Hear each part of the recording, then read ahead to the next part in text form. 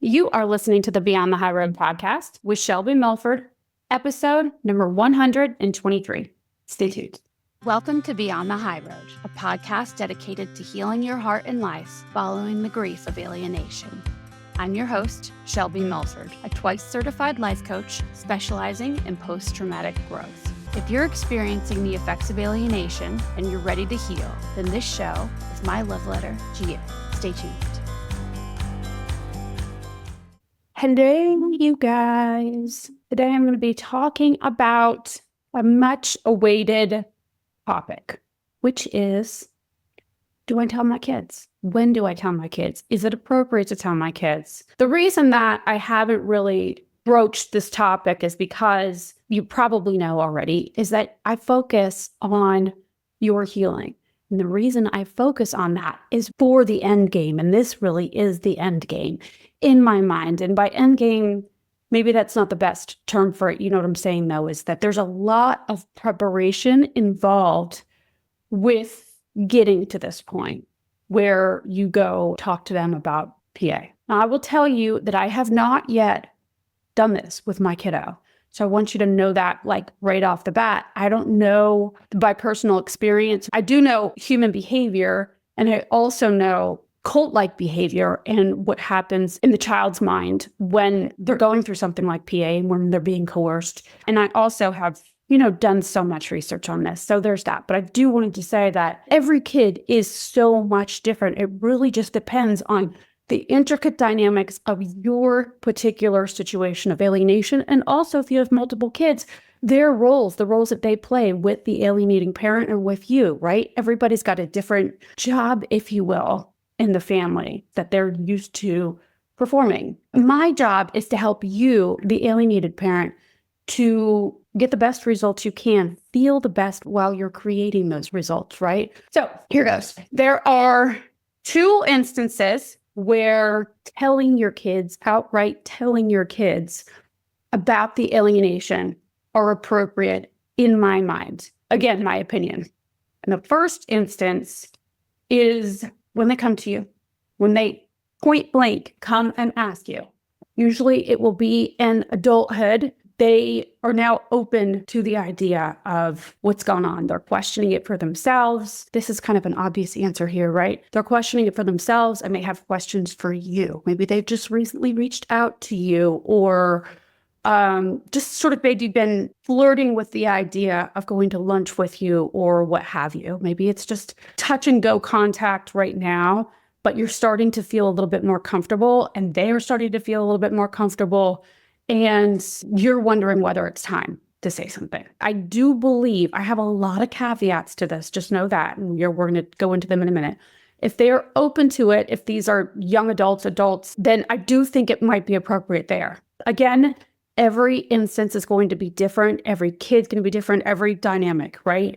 But generally, I would say once they're open to it and come to you. She's a fellow alienated parent, mom, she's an alienated mom, who's also in the private Facebook group. Her daughter joined the Facebook group, not through her mom's telling her about the Facebook group. Her daughter just joined. I forget now, she even might have mentioned it just recently, how that all happened. She's been very quiet in the group. I don't know if she's active, if she's come and listened to any of the live events that we do or not. I have no idea.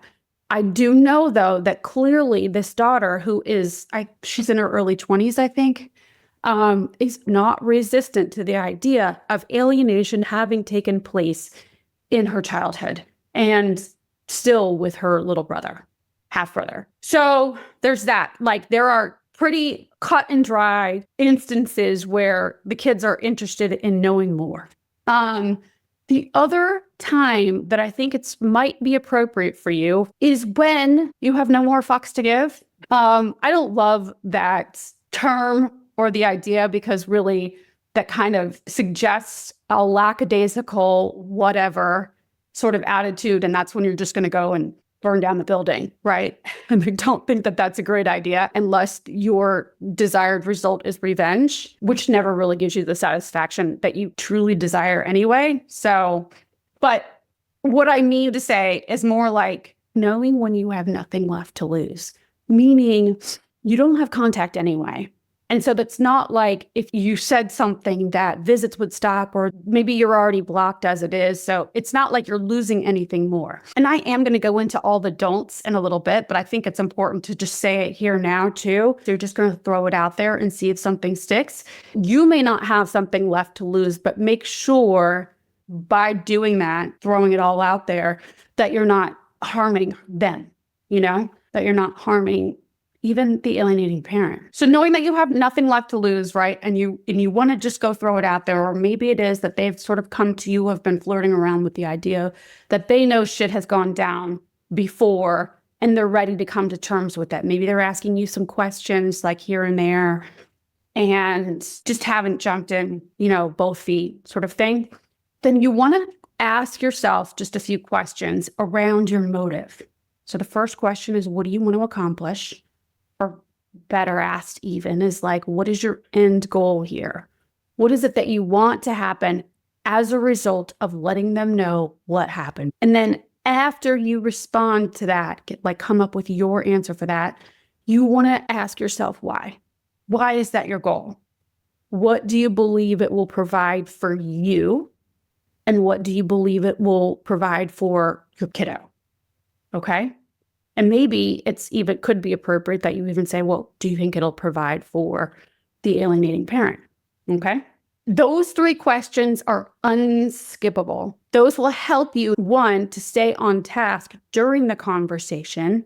I mean, I know that you know this, some basic conversational skills with other people. When it comes to our kids and something as emotionally activating as alienation and what we've gone through, if you haven't yet processed through, and guaranteed, I don't know anybody that really truly has processed through everything, every past situation, so that when they come to this new situation of broaching this very sensitive topic with their kid, that other trauma doesn't come up. I mean, it's almost inevitable, right? So when you do come to that point and you maybe possibly enter into the beginnings of stress response, right? You feel like that fight or flight coming up. You've already written down, all right, what is it that I want to accomplish here? Because then when you get all activated and nervous system is in a frenzy inside, you can redirect yourself back to your actual goal so that you don't get lost in the drama of it in your emotional brain and in your body. Look at your motive. That's why for the last, working on 3 years now, every week basically is bringing you up to this, really checking the way that you're thinking and the way that you're feeling about all the situations and making sure that you're acting on the behalf of both yourself and, of course, your kid, if it's appropriate, and whoever else you love and care for in your life, over reacting, right? Being so reactionary and sort of ping pong balling or pinballing around life. So becoming pointed, directed about why you're doing it. What's your motive? And here's the thing is, I'm going to get to it in the don'ts too, but if your motive is to make them understand you, you're going to be in for a rocky, rough ride. And so I'm going to explain in a little bit why that matters so much and why each approach to this conversation, having this conversation, is so delicate and so important that you think it over, like that you have a plan as opposed to just blowing shit up. Okay. And I know that you know that, but again, with something as emotionally charged as this, it's really important that you be strategic, not because you're trying to manipulate or weasel, but because you're being mindful about your approach to something as important to you as your relationship with your child. Something as important to you as your child's mental health moving forward. Okay? So your motive, we went through those 3 questions. Next, going into it, it's really important that you come from a place of humility and all-encompassing love. What I mean by all-encompassing love is showing an understanding and compassion for the parent who alienates, for your child who angers, you. Actually, your child never angers you. It's what your thoughts are about what they do that causes you anger, but let's just leave it at that right now. So loving them for all that they are, and even if you can get there, forgiveness would be very, very helpful before you go into that conversation. So I mean forgiveness towards the offending parent or whoever's alienating your kids from you. Now, listen, I don't mean to re-traumatize by saying that you must forgive your abuser. I'm not saying that at all. If it's not good for you, then don't do it. But I will say that forgiveness is always going to work to your benefit when appropriate for you, when you're ready. Okay? It will help you to think more clearly and to love your own self more freely. And then, of course, your children. So, all-encompassing love and humility when you're going to approach it, feeling those feelings, not just repeating sternly to yourself, I need humility and all-encompassing love. Not that. You want to come at this knowing where you've been wrong in the past, where you did flub up or turn away, back down out of shame or self-doubt. You maybe stood by hoping that things would change. Many parents, that's what happens, myself included, where I was like, if I make any waves now, I fear the backlash that I will and she will suffer. And so instead I would stay there and then make myself complicit in the abuse, which at the time I did what I thought was best for the both of us, right? From myself and my daughter. But looking back now, I can see that there were areas where I definitely wasn't standing in my own power for the best interest of my child. I didn't have those tools yet. And that's okay. I'm not mad at myself about that. And I don't shame myself about it today. I did for a long time, right? Like, how did you not have the courage? This is your own kid. You should have stood up. And it's everything's, of course, hindsight's 2020, right? So knowing where you played a role in the whole fallout, if you will, alienation process is going to be really helpful for you. Whether or not you disclose that at the time that you do have this conversation, whenever, if ever you do, that's up to you. And it all just really depends on the nature of your conversations, right? I say conversations, and I kind of alluded to it just a little bit ago, because I don't think that this is something that you have in one sit down. I think it's something that you approach slowly. I hate to use the word cautiously because I don't want to instill fear in you, because I think that if you're living in all-encompassing love and humility, then fear, like you have to pick one of those to be the primary emotion, right? And so I would have fear take a back seat, focus on the thoughts that create love and a sense of humility for yourself. So knowing where you have been wrong in your past and seeing it for what it is, almost in a neutral way. Maybe there's some regret, sadness, but it's not coming from a place of baggage. Owning it and being okay with that, because human beings make mistakes, especially coming from trauma. Okay? Not as an excuse for yourself, but just knowing it, truly, deeply knowing it. And the only way that you really get there is by doing that work for yourself. That is why I do what I do, right? This is all getting you ready for that. That's what I do with my coaching clients on me every day, that whether that's for them to reunify with their kids, which many of them have, like while the custody order is still in place, right? Or whether that's to reconnect with them when you guys have this conversation. It's so important that you do your work on you ahead of time. And I know that you know this, but even if your plan, the end game for you it's not all about, and that's really where I suggest that you come from, it's like, don't do all of this work on yourself, all in the name of hope for y'all reuniting, and that be your only reason. The whole reason I think all of us as alienated parents are going through this whole circumstance of alienation is because every alienated parent that I've known only got to be alienated because they didn't put themselves first. They were willing to self-erase before the alienation even actually ensued, right? Before the person who alienated your kids was able to get there, right? They sensed that was the dynamic that y'all had together before maybe you even had kids. Your set of skills that you developed as a kid worked for them, right? And so if you have had a habit of not putting yourself first and compromising your own values and beliefs for the hope of getting love from somebody else, then we wouldn't be in a situation to begin with. I think that's all of our challenges. And I hate to overgeneralize in that way. Maybe if it's different for you, then I would love to hear from you. I'm the last person to tell you how you feel and what your experience is. So just know that. You want to come at this knowing where you're at fault, what, of course, like I said, what you want to accomplish here. And then also you want to possess, inhabit, is that the right word that I want to use? Like step into a space of curiosity and a desire to connect with them. Okay?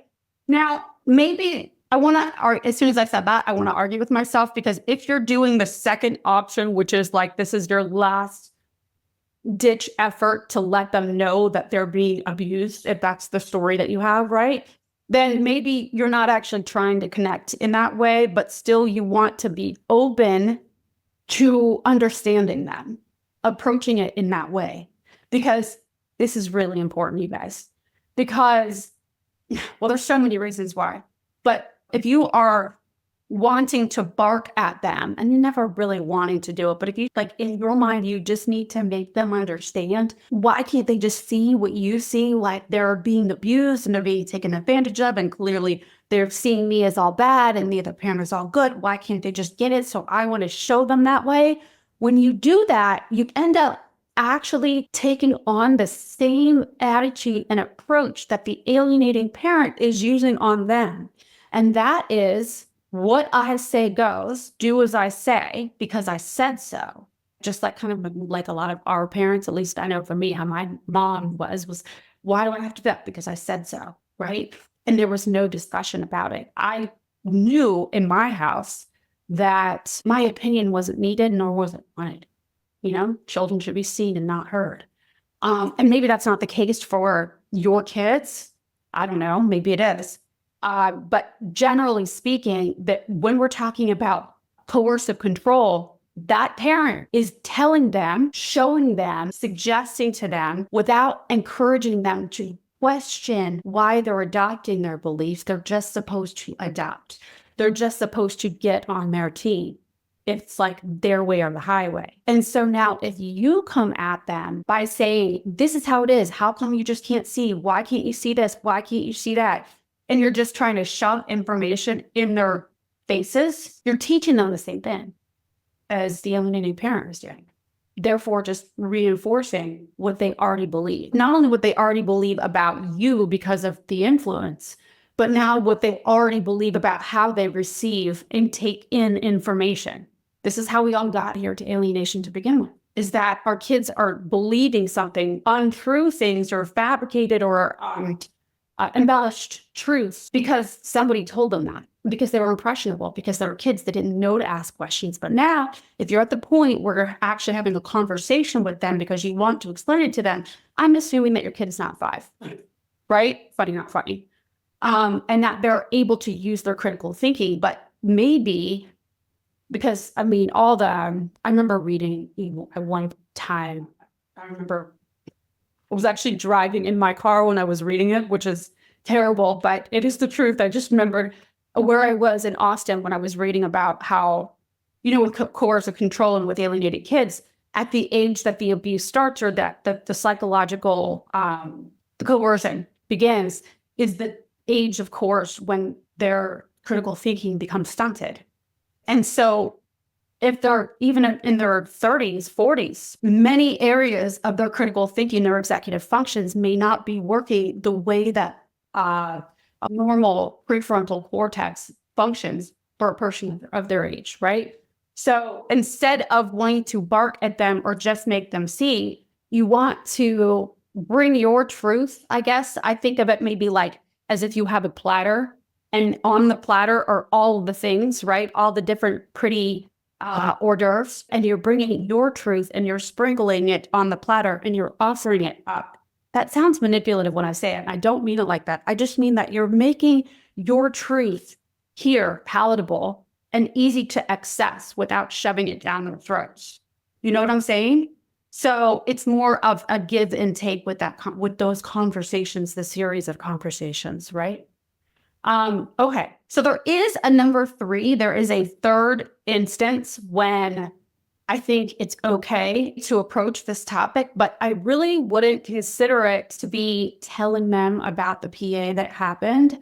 More, it's intervening in a loving way, because in this instance, they would be younger kiddos or, under 18, and they're still under your roof part-time, and you still have a connection and a exchange going on with the kids, right? Like they're still going back and forth between the houses, and they're still kind of open and conversational with you. And if not fully conversational, there still are exchanges, energy exchanges, if you will, right? Like you make them dinner and even if they don't take it up to their room, there are energy exchanges. Do you know what I'm saying? But like I said, it's not in the same way. I wouldn't even consider it to be telling your kids about PA, but rather lovingly intervening for the best of their emotional and mental development. And that would look like hands-on teaching them how to use their critical thinking. This is what I help a lot of parents with, doing in a very conversational way so that they are not looking like they're trying to make the other parent out to be the bad guy. It's never really about that. Like there's a lot of people out there, like PA professionals that are out there, coaches that want for you to combat alienation by strategizing and trying to get the kid to see it this way and come around from the backside and we go up through the window and around the corner.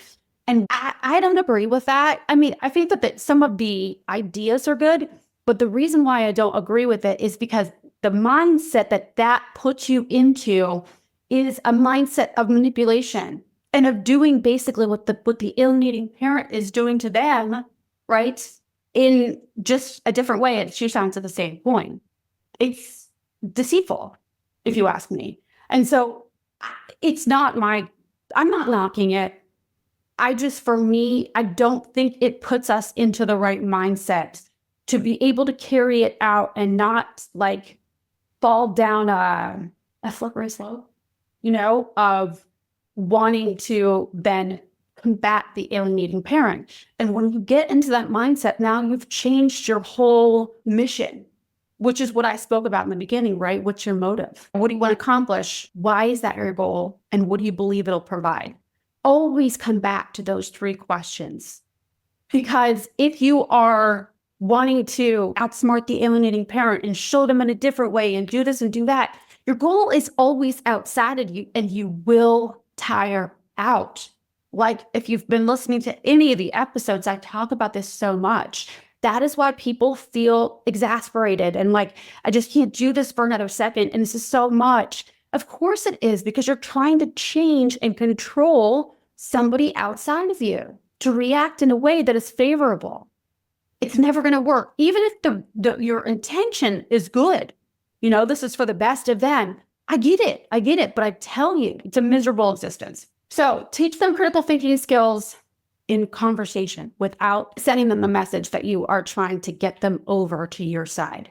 Because that's what I tell you, that's one thing that they're already so sensitive to. If you've ever been to reunification therapy, which by the way, I really wish I would love to do that episode over, the reunification scam episode, because I have stronger feelings than what I actually shared in that episode. But that's aside the point for now. If you've ever been to reunification therapy, if it ended in, which 90% of the families that have entered into just straight up reunification therapy always end up at a dead end because the alienating parent ends up putting the kibosh on the whole process by either not showing up, having scheduling conflicts, or the kid doesn't come anymore because they say that the therapist is on your side, right? Oh, you guys are shining up against me. They blame the therapist for going to the enemy's team. They are very adept and very sensitive to anybody trying to make them see anything different than what they already believe. And this, guys, goes for the adults who are still in the cult. Hopefully that's not offensive to anybody, but it is what it is. Still under the indoctrination. And that also goes to the little ones, okay? Is that, and of course you can judge where your kid is in that whole indoctrination process. You know your child best, you know yourself best, and where you can see those little windows of opportunity to intervene. So use your best judgment above all else. Above all else, use your own internal compass with that. There's conversational ways to teach them about critical thinking. It really just depends how old they are. But I used to, for example, with my daughter, I would ask her a lot if we went and saw a movie, even before she left and I was doing a supervised visitation. I mean, there was years before that alienation was already, the tactics were going strong, right? She and I would sit and watch movies, and I would always ask her at any opportunity I could, where something was presented in the movie where a kid was being coerced by a friend. Maybe there was some bullying or judging or something going on in the TV. Sometimes it just had to do with social situations where there were two sides or three sides to a story. I would ask her opinion about it. This does two things. It teaches her, number one, that I care about what she thinks and about her inner goings on. It provides opportunity for connection for the two of us, and for some vulnerability, some intimacy between us, and possibly the opportunity for some laughter and some, learning moments for the both of you, right? So it's amazing for that. But also it's teaching her to use her critical thinking about things further away from her than the things that she, like back when my daughter and I were having these conversations, she didn't have words for the alienation. She just accepted that all as truths, and everything was sort of like in these little boxes, right? Messy little boxes of rules that she had to live by. So teaching her to use her critical thinking on something not so threatening as a social situation on the Karate Kid or something, it was much easier for her to, more digestible, right? Oh, my necklace just fell off. More digestible, easier for her to open up about that sort of stuff and not as activating for her. That's one way, is to ask your kiddos about regular everyday situations. This also, you can do this, and I use this example a lot, but like if your kid comes home, you're still in communication with them and they're under your roof part-time or whatever it is, and they're talking about a situation that happened at school. Some social situation comes up where morals or values are in question. Ask them, what do you think? And then let's say they say, I think so-and-so is being mean. It sounds like you feel a little bit hurt by that. What specifically hurt you about what Susie did? What's the thought that made you get the funny feeling in your belly? How did you feel on the inside? Of course, depending on how old they are, but really, it's so important. If your kids are young, like toddler age and above, start teaching them now. I mean this, like, I feel so passionate about this. Start teaching them now about the feelings that they have in their belly, like the physical sensations, vibrations that are going on inside of them, helping them to describe them in detail. Now, like, how does it feel in your belly? Is it swirling? Is it hot? Is it cold? What does it feel like in your chest? Is somebody standing? I mean, don't do it as fast as I'm doing it with you, but give them words for what's going on with them so they understand that, one, that they're not alone, two, that there's nothing wrong with them by having these interior goings on, right? The vibrations that they're feeling. Everybody else has these things too. So they feel not alone, so that they know that you understand and that these things are welcomed to be talked about in your home or in your presence. Okay? This is so important. And I'm telling you guys, I mean this, like, you can dress this up or advance this to even use this kind of conversation with high school and college and above age kids. Adults, asking them, how does that make you feel inside? What I would say is, I know for me, when I get angry, I feel like this tightness in my chest. And sometimes, just not that you're prodding to know, but this is how I feel, or this is how I know my friend feels when she feels this way. Does that sound legit to you? Does that sound like how you feel? And I know she deals with it, because sometimes kids don't want to take our advice, but if you say that you read it somewhere, or that a friend or a whatever person told it to you, then they're more likely to hear that. You know what I'm saying? They value the opinion, not just because of alienation, but depending on their age, but because parents aren't cool ever, right?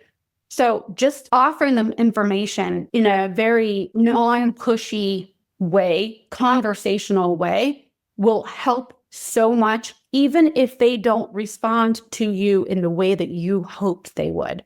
Just know that every exchange that you have with them is a seed planted. That is all I suggest that you should ever aim for. I'm just sowing a seed. I'm just sowing a seed. Keep it always focused on your performance or your behavior in the moment, not based on how they react or respond to you. Okay? And I know that you heard that from other stuff. No matter what conversation we're having, base it on how you, not just how you do. So many parents like you and I talk like on a daily basis, will think that it's really about, like, they can have and feel any way they want, so long as they show the good face outward. This is an antiquated way of thinking, you guys.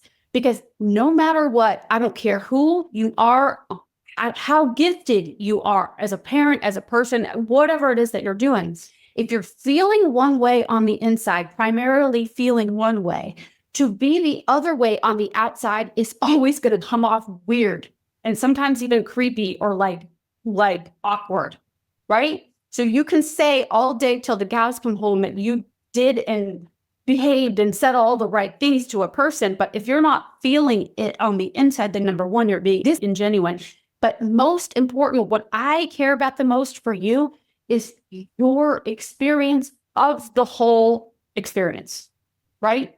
How you feel during it.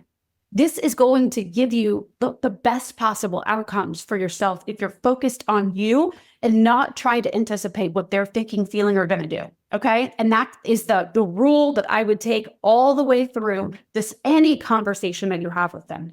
Base it always on how you are thinking and feeling because of who you want to, the parent that you want to show up as every single time. Like, how do I want to feel?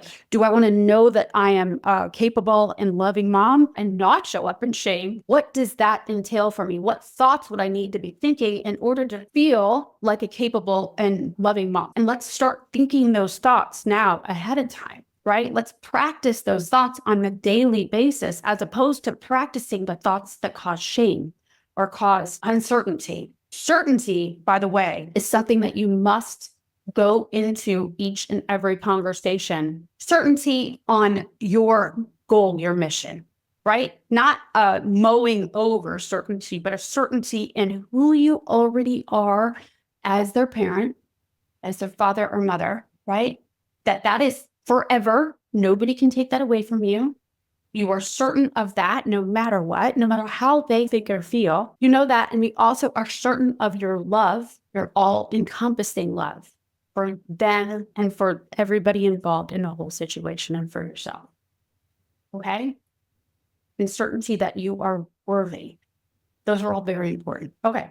So like I said, I could make this so long. I don't want to. All right. So teaching them the critical thinking skills in the most loving way possible. In that is showing them that you care and want to engage them in conversation. Each time that they provide an answer, even if it's snarky or shitty, mirror that. Mirroring is basically just repeating to them the standout subject part of the sentence that seems to be the issue or the focus. What you want to continue to do is to keep engaging them and asking them to draw out more, telling them that you want to hear more. And the way that you can do that is by showing interest. Also, what you can do is because kids, especially when they're worked up, whether they're angry or just really, visibly upset, it really helps if you, at that point, calmly are able to name it for them, right? Not trying to tell them how they feel, but the story I'm telling myself looks to me is that you're really upset right now. Can you tell me why? Can you tell me how I can support you? What can I do next? And they're like yelling and screaming and bleeding. And you can say, gosh, I love you so much. And I really want to be supportive here. It sounds like you're mad. Can you tell me about that? And if they say whatever they say to you then, and it could be, yeah, I am mad. I'm mad because blah, blah, blah. That's when you can say, oh, okay, so I see your side of the story. Can you tell me more about that? If I was in that position and I believed that somebody was doing that to me, I'd be really upset too. Tell me more. And then you can say, listen, I know this is how you see it. I get it. I do get it. And I think I also have a different way of seeing it. Are you open to hearing it? Are you open to seeing? But first, you must validate their emotions that they're having currently. And do not defend yourself. Okay? So that's what I'm going to get into that. So another thing that you can do is with the critical thinking is you can talk with them about, so you've questioned, you're using the questions about what would you do in that situation? What do you think about Sally and Harry in that situation? And why do you think that so-and-so is right or wrong or whatever? And how would you feel in the situation and all that sort of stuff? Really get them engaging in the conversation. And if you make it fun, so it's not such a serious conversation, one appropriate, obviously, then you can likely get them to talk and talk and talk and talk with you, so long as you're picking up on the cues. Ask them open-ended questions, right? Not like yes or no questions. What would you do in this situation? How do you think that if they say they were wrong, tell me how, Okay. So, how do you suppose she feels? And if they don't know, then say, perhaps if I was in that situation, I would feel neglected or angry, elated, or whatever. What would really help too is if you got depending on, it doesn't really matter how old your kids are, get a feelings list. In fact, I should put one on the website for everybody. I have it somewhere, but I need to get the thing. I'll put a link to a feelings list for you guys to use with your kids. This is also a great tool to use, especially if your kids are younger. Help them to label their emotions. Give them words for what they don't have words for, their experiences that otherwise sort of just get brushed off in the other house, okay? All right. Oh, another way to do it is also, too, is how do you suppose they feel? And then do you ever feel that way? Have you ever felt, you're watching a movie or whatever, and the person feels rejected or cast off or whatever, that's the message that it's sending to you. How do you suppose she feels? Let them give you the emotion. Don't just say, oh, they seem rejected. Have you ever felt rejected? Let them give you the emotion and be like, oh, I felt like that. Have you ever felt like that? Okay. All right. What's a great book, you guys, is, and I haven't read it in years. It's just coming to me now. I know that, is it Warshak, I think, that did Divorce Poison? In the back of that book, the last couple chapters, I remember listening to and reading that over and over back when I was in Texas and I was still seeing my daughter on a regular basis. He gives you a lot of examples for how to use the critical thinking skills and games and like situations where you can apply it. He gives you a lot of examples in that book. So again, it's been forever since I read it. So just take up the grain of salt because I haven't gone back and reread it in more recent years. But anyway, yeah, try that. All right. So now don'ts. We're going back to, it's early on, and we're talking about intervention, and we're not talking about raising this is what's been going on, you've been being alienated sort of thing. If it's early on, don't do nothing. So y'all out there that are listening, and maybe alienation has just started, and you are feeling like you don't know what to do. And of course, again, just keep reminding yourself too, you do internally, when you're listening to it and you're not clouded with trauma response, emotional brain thinking, you do know what's best for both you and your child. But I would say, as a general statement, don't do nothing. Don't stay silent and hope that things are going to get better. Don't just bow down or back away because you're scared of the retaliation on the alienating parent side. A couple of weeks ago, I was talking about don't hate the hater, don't hate injustice, love justice, right? What I meant by that, and I really wish I would have said that there, I don't mean that you're supposed to be the one that's cracking the whip and laying down the law. And I don't mean that you also need to go tell your alienated child about what they're doing so that you can get justice. Let justice prevail by outing the alienating parent. You do that and you're not going to have a favorable result. But don't do nothing. Don't bow out because you're having feelings of unworthiness. Please, please, please don't not do what you know to be right because you're fearing what they're going to do, right? Feeling them outing you in some way. This is my biggest regret ever, is letting my shame get the best of me and not following through in presenting the pattern of behavior by the alienating parents, talking about the stepmom too. I shied away from presenting all that evidence in court because I feared their retaliation and how they were going to, make me look bad in court. Don't, and I've already been alluding to this the whole time, don't go in trying to steamroll over and just wanting them to just see. If you could only just figure out the way to show them everything, then will come and they will have seen all of the error of the alienating parent, and they'll see all the abuse and suffering that you've been going through, and everything will be better and you guys will be holding hands into the sunset, right? Don't do that, because you will end up, it'll backfire in your face. Not only that, so your kids may actually then really use that as information against you, only to strengthen the alienating parents' claims about you, depending on what they're claiming.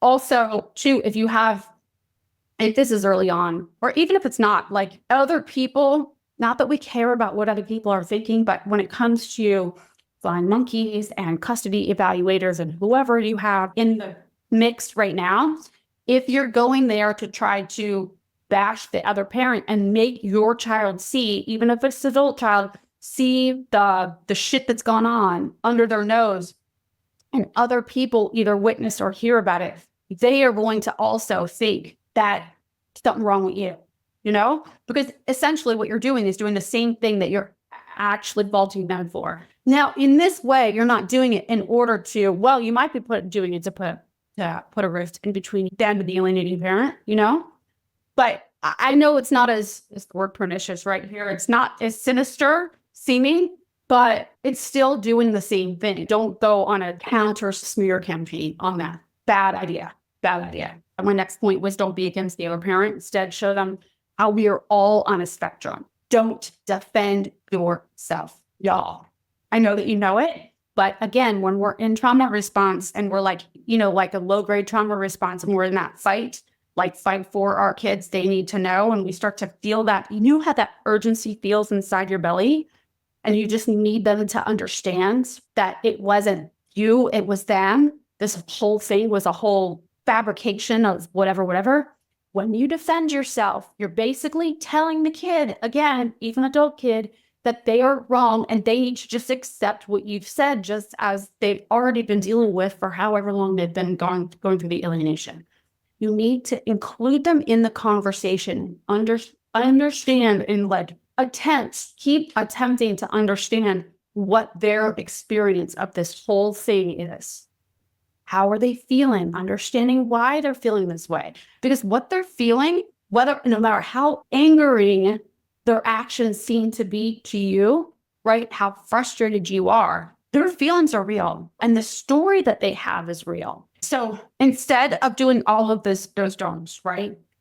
You want to, like I said, you want to enter a conversation with them. You want to ask them how they think, what they think.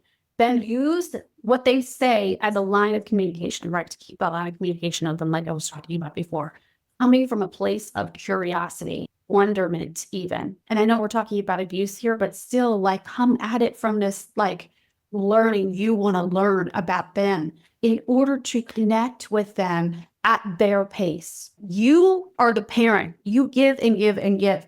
Here's where I think that we go back to the motive thing.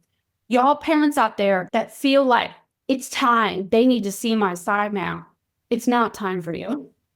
If you feel finally it's enough now, they need to just know I've had it sort of thing. Please, please, please don't. If there's a sense of urgency around needing to tell them now, that is when you must not tell them. Okay. Most of the time, that sense of urgency is coming from a place of self-created drama, and it's going to end up in suffering, self-created suffering. Okay. What you can do instead of defending yourself is you can discuss persuasive tactics by talking about politics. And how politics is so evident that either side of left or right, they're telling stories based on what they believe or what works for them. That's what they're telling their people, but they stand behind it because they believe it. Each side, right? Each side really believes the stuff that they're selling because they believe it's whether they believe all of the stories, they believe their purpose behind it, that it's all for the good of the people, right? And it's the same thing with somebody that's alienating our kids from us, right? They believe what they're saying. And also, obviously, nobody wants to, talking about our kids now, nobody wants to admit that they're wrong. Nobody. I don't care if the kid is 5 or 35, right? Nobody wants to admit they're wrong because being right provides a sense of certainty for our own selves and a sense of safety. If what we've believed all along is right, then we feel like we're on the right track. But if we've been wrong all along, then what? Then our whole reality was false. Makes somebody feel very unstable. So trying to present the truth to somebody who's not ready to hear the truth and not ready to hear that their whole life has been based upon all of this fabrication is very, very, very unsettling. And by the way, the truth is not ever a thing. There's not just one truth, because no matter what we're talking about, almost any story that you have going on in your head is really subject to perspective. That's why I always think it's a little bit crazy when people say, oh, I've been living a lie this whole time. No, you weren't living a lie. You weren't living a lie. Even if you were with somebody that had been lying to you the entire time you were with them, let's say, I had a few relationships like that. You weren't living a lie. I wasn't living a lie because I was living my truth at that time. Of course, again, hindsight's 2020. We can look back now, and that truth isn't maybe today's truth, but that was your truth then. Same with your kiddos, okay? Have some compassion for the experience they've been through. This is so long. Okay, so the way to find compassion, I wish that somehow I could make this a public service announcement for everybody, but the way to find compassion for even the evilest of people in your mind, right, is to recall times when you've done something similar to what they've done. I know that you want to immediately reject what I just said, but just hang on for a tight second, okay? Recall times in your past where you have been convinced that something was true, convinced, yet you had no material evidence to back it up. I have a couple examples here. So a client long time ago, she was also alienated, and it had been enough and enough and enough, and she tried all the ways and ended up moving across country to start a new life. She got remarried. It had been, 3 years, let's just say, and she got a new job. She was living obviously in a whole new place with all new people and really legit started over. She was convinced that her neighbor had gotten her fired from her job. Her neighbor was actually, in her mind, responsible for the downfall of her. There were all these negative events that were happening one by one in her mind, in her life. So she got fired from her job. She was convinced that the neighbor had called up to her job and gotten her fired, but also called several of the employees and told them rumors about her so that all the employees would shun her and hate her. This is what the client was saying to me. She was convinced that this one neighbor was going around and infiltrating her life. It's easy for us to understand this, right? Because most of us have gone through something similar to this, being alienated from our kids, right? This is exactly kind of what the alienator does. They go and infiltrate, they get all their lying monkeys, and they want to single you out, put you on an island, right? So it's understandable that she's feeling this way. So she was certain that neighbor was sabotaging her life. She got fired, called all the employees. Oh, she was also certain that the neighbor got her own parents to shun her, basically disown her, right? Every bad thing that was happening to her, she attributed to this neighbor who she used to be friendly with, but then had some minor falling out with her, a misunderstanding, in passing. And so in her mind, after that misunderstanding, things started happening right afterwards. So she was it must be. She was convinced that this neighbor was the one who was responsible for all of it. But after I questioned just a few questions, did you ask the neighbor about this? Did you confront her? Did you say, hey, did you happen to blah, blah, blah, blah, blah, blah, call the other neighbors and tell them to stop inviting me on canasta night or whatever it was? I don't know. And did you call my work and whatever? She was like, no, it didn't even occur to me to ask her about that. And then I asked her a few more questions. And it turns out that the neighbor was, in fact, not responsible for any of this stuff. It was all made up in her mind because of her past experience with alienation and with how she believed people worked when they got mad. And so in her mind, that's what anybody's going to do to her. And she believed it. She full on believed that story. I mean, you got to have compassion for that because we can understand coming from alienation how she would see that. But it was not rational thinking. She actually made this innocent person who she had a run-in with, a simple little run-in with, she made them out to be this evil person in her mind, right? Me, my own experience. My pig, Nita, died not last October, the October before that. I missed that pig to death. But for a long time, I had similarly this weird little falling out with my neighbor next door. Now she has done some crazy ass shitty things, right? She's called HOA and complained about me and does everything sort of backhanded, right? She's nice to your face and then she's mean, whatever. but I was convinced that she poisoned my pig. I was convinced of it, that she must have poisoned my pig. But I had there was no evidence to back that up. I was convinced of it. You want to know why? Because it was easier for me to believe that she did it because she's evil and bad than it was for me to think that maybe it was something that maybe possibly I could be at fault for, like maybe I neglected to see something. That the answer that she did it provided me with a sense of like, oh, well, now I know where I can direct my anger. And so even though I hated the thought of somebody poisoning my pig, it's a terrible thought, right? But that thought to me at the time in my emotional brain sounded way better than me sitting with, number one, not knowing how she died, like what the problem was for sure, right? Or two, that maybe somewhere I just should have seen it earlier than I did. I should have picked up on some signs that I didn't. That was uncomfortable for me. I picked the certainty over the uncertainty, the easy way out, right, of blaming somebody so that I could feel certain about it rather than uncertain. So anyway, that I think if you can look in your own life on how you were convinced that something happened, this is why I came to the coaching program I did, like where I went to school, is because this is how they taught. And it was really, really helpful. It resonated with me because I knew that my daughter was going through this course of control and that things aren't always how they seem, for all of us. It's really just a matter of perception. And so when I was able to draw away from the story that I was so attached to in my mind that I was holding on to, right, for security and feeling of protection, and look at things more in a neutral way, then I was able to also love myself more freely, my daughter more freely without expectations. And I was also able to forgive more easily the offender, right, the antagonizer, right? Because I know and I can understand that they're just not just this pure evil, straight from hell, like something to be scared of, calculated, evil person. Instead, what they are is somebody that really just wants to believe their truth because of whatever's going on for them. We don't need to get into all that today because that's a whole different bag of chips, right? But that helped me to neutralize who they are.